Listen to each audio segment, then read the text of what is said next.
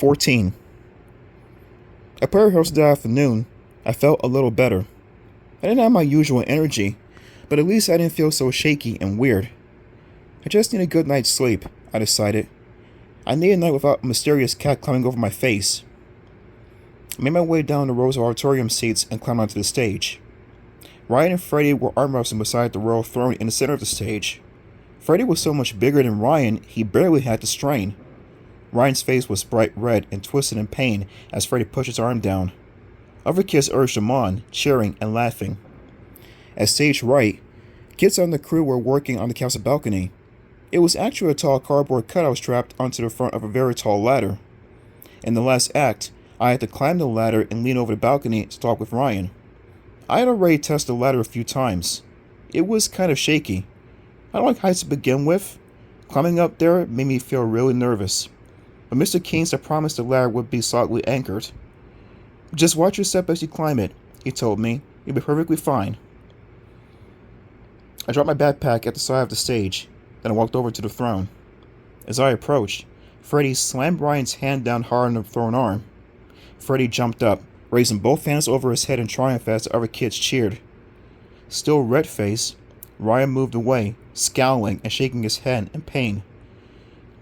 "Never try to arm wrestle with the king," Freddie called after him. I hurried over to Ryan. "I think Freddie is starting to take his part in the play too seriously," I said. "Since when does he call himself king?" Ryan shook his hand some more. "He cheated," he muttered. "I almost had him, but he cheated." I couldn't help myself. I laughed. How do you know How do you cheat at arm wrestling?" I demanded. "By being bigger and stronger than me," Ryan exclaimed. We both laughed.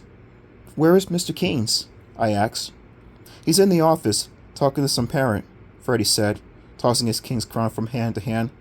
He motioned to the ladder. "Allison, are you ready for the balcony scene?"